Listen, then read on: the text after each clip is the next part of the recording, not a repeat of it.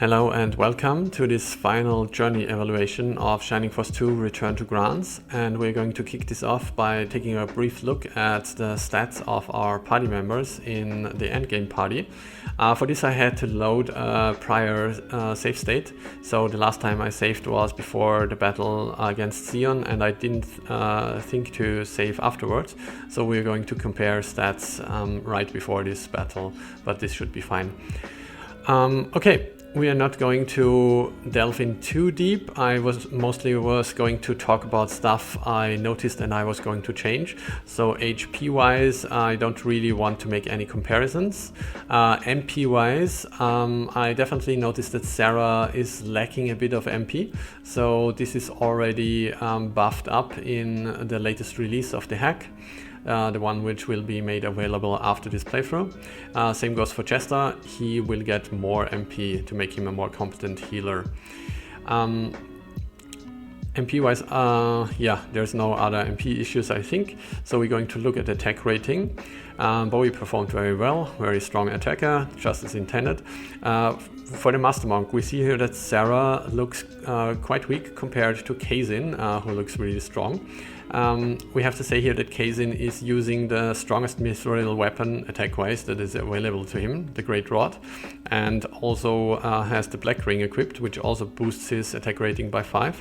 So actually, if we take this away, we'll see that he and Sarah have just the same attack rating actually of 51. And so he looks very competitive because he has the strongest gear. His strength is about on par with Jaha, who also uses the strongest axe. Of course, only if he uses the ring. So this is quite intentional for the sorcerers. So they are not overly potent, but still strong. Still worthwhile. Is still worthwhile to use them in melee. Jester looks a bit weak here.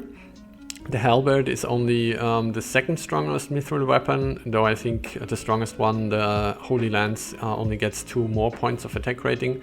So I have to look here. Those two should be roughly equivalent, is what is my intention. But it might always be that one of them has got a few strong levels or the other has got a few weak levels, or both. Slade doesn't look that potent here, but he uses the weakest mithril weapon, so that's okay. And Kiwi, he has 93, which is the same as Slade, which looks strong, but he only achieves this with the bull pendant. So definitely needs a little buff here. I'm going to increase him by 2 points or so, I think. Peter, strong as always. And the archers definitely noticed that they were falling behind a bit. May looked okay in the end, but Eric was definitely looking weak. So they are using the same weapon here, the hyper cannon, which is of average strength. The grand cannon would be stronger. But if you look at the fact that Elric is using the power ring, he's really much weaker. So basically he has 82 attack rating versus May's 90. So May got a very minor boost, and the snipers and the brass gunners got a more significant boost. Defense-wise, I don't really think there's anything worth of note here, except perhaps that the sorcerers needed a minor buff, I think. So Sarah has the white ring here, which makes her look quite tough, but even then Kazin has 58 defense compared to Tyrine's 53, and this is roughly okay. In my imagination, the sorcerer should get at least 5 points, maybe a little more on the wizards, so I will definitely take another look at this. Finally, what I noticed is that the sorcerer's agility rating was a bit too low compared to the wizards, I think. But the wizard looks outstanding here with 83. I think the issue was more that Taya, when we used her starting agility was so bad that she was going much later than the others, and I have already corrected that. Good, so much for the stats, and we're moving on to the next thing. Okay, I'm now going to check my notes for specific stuff I wrote down that didn't work out as intended. So the first point, the healer only experience points restriction. I noticed that Chester has started to fall behind at some point after we returned to Grans Island, and this was because of every turn spent healing. He received only 1 point of experience, and this has already been removed in the version I played in the last battle. Another thing is rebalancing of some items. The cursed items are among those. So we first noticed that the cursed items didn't work as intended, as there was no recoil damage. This has also been reintroduced, but I've come to the conclusion that given how well challenging it is to use the cursed items, I think that the stat decrease all of them give is in some cases too much of a detriment. So the stat decrease on the Cursed Axe and the Cursed Sword in particular has been reduced a bit. I think normally from minus 10 points of defense to like minus 8 or 7 or something. Similar story is the Ostrich Pendant, which I have come to the conclusion that personally I would not use it because losing 5 points of defense for 1 point of movement seems too much of a detriment. Maybe not in the end game, but certainly in the early game. But yeah, of course I don't want to put an item in the game, a custom item in the game, which then nobody will use because it seems bad. So I kind of rebalanced it a bit. Now it will only reduce the wearer's defense by 3. Good. Next big point, battles. So the Odd Eye battle, we had a bit of trouble with that one for sure. Mostly the fight against the dragons, the dragon trap in towards the end was certainly a bit of a challenge. And I have thought about how to deal with this. I thought about just putting in weaker enemies in this location, but it didn't really seem fitting. For example, by putting some more of those flying blue pumpkins, the demons, in here. I felt like the dragons are a good choice here, but the dragons were a problem anyway because they are intended to be super tanky and super strong, but they should not be such an insurmountable challenge. So my conclusion, what I want to do about this whole thing, is that I have significantly reduced the agility of dragons. They now go really late in the turn. And this also makes this dragon trap less deadly, because when the dragons appear, you basically have time to react with your whole party, instead of they just appear and then they jump you because they go relatively early. The same holds of course true for the Chaos Dragons. In the final battle they also have now very low agility. Okay, the Gasp battle. The Gasp battle was definitely too tough in my opinion. I went on and made all enemies just a tiny bit weaker.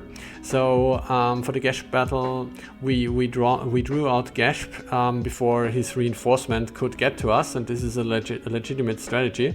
But I found it kind of weird to say you have to do this. There is no way you can even face those enemies because you are already so wrecked from the whole battle before, and therefore it is basically just starting a clock against the player. So I want to make it so that if the player wants, they can just kill all enemies, even if it is a great challenge of course.